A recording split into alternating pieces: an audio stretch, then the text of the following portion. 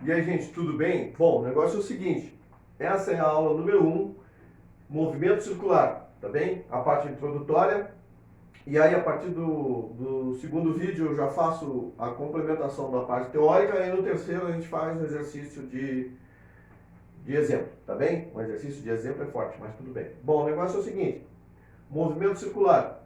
O movimento circular, gente, nada mais é, por definição, quando um objeto, um corpo, um móvel faz uma trajetória ou executa uma trajetória na forma de uma circunferência, aí a gente está falando de movimento circular, tá bem? E ele, quando ele faz esse deslocamento, ele tem algumas características que a gente vai trazer alguma coisa que a gente já aprendeu lá no movimento retilíneo, uniforme e uniformemente variado, a gente traz para cá algumas coisinhas que tem lá, como velocidade, só que lá é escalar, média, aqui é angular, média, deslocamento, angular, ângulos e algumas outras grandezas que a gente tem que conhecer aqui. Bom, antes de falar especificamente sobre o movimento circular, a gente tem que lembrar dessa parada aqui. Ó. Uma circunferência tem, em relação ao ponto de início, considerando o zero, e uma volta completa, 360 graus. Bizu aí, hein? Dica do pessoal aí que gosta da entrevista, dizer assim, a minha vida mudou 360 graus. Então a minha vida não mudou nada. A minha vida só muda quando ela faz uma volta de 180 graus. Tá bem? Bom, então é o seguinte, ó. 0, 90, 180, 270, 360 graus. Em graus, é assim que a gente normalmente usa como unidade para medir, né, os espaços descritos, que são ângulos. Ângulos, por exemplo, aqui, ó, um que a gente conhece seguido, ó, tem essa representação aqui de 90 graus. E se eu fechar aqui, 180 graus, um ângulo reto no primeiro momento e um ângulo raso no segundo. Se eu fechar todos os quadradinhos ali com pontinho, dá 360 graus. Quando a gente trabalha em graus. Tá, até aí nada de novo. Mas agora a gente vai conhecer o radiano. O radiano é uma equivalência matemática que tem entre o grau e o radiano, tá bem? Começando daqui, ó, do mesmo ponto de partida e adotando como sentido natural, o anti-horário, aqui eu vou ter o seguinte, ó, π sobre 2 radianos. Aqui eu vou ter π radianos, ó, até aqui π sobre 2, π radianos, 3 π sobre 2, e uma volta completa eu tenho, vou apagar aqui, uma volta completa eu tenho como sendo 2π radianos. Tá bem? Ah, então eu posso dizer, professor, que 90 graus é a mesma coisa que π sobre 2? Pode ser. Eu posso dizer, professor, que 180 é igual a π?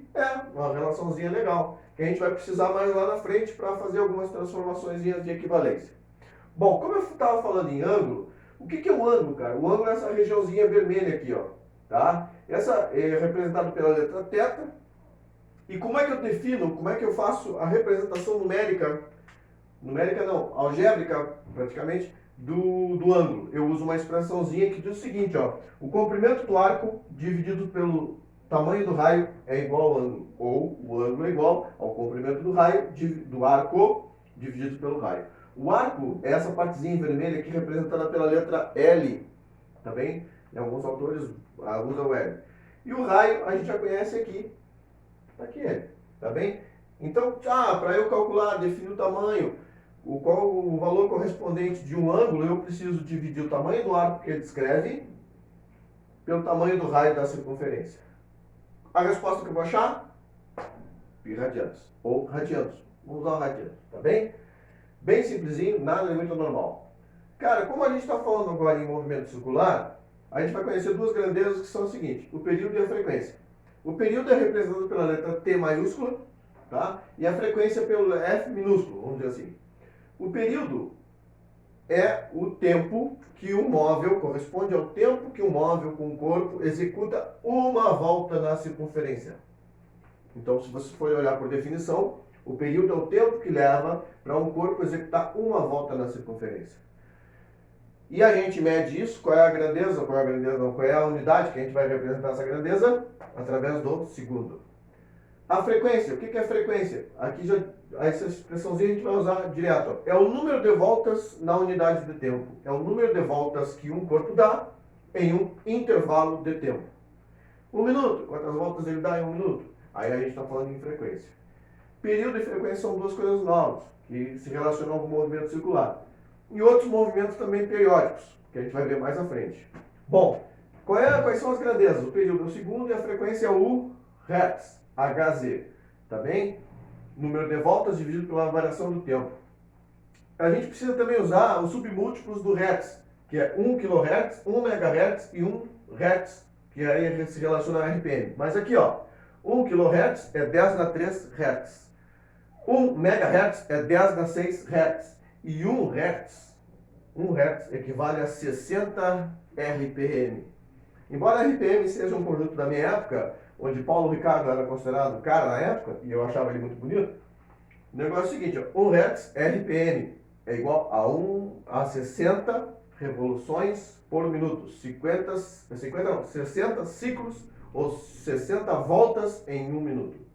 E ele tem uma relação matemática aqui.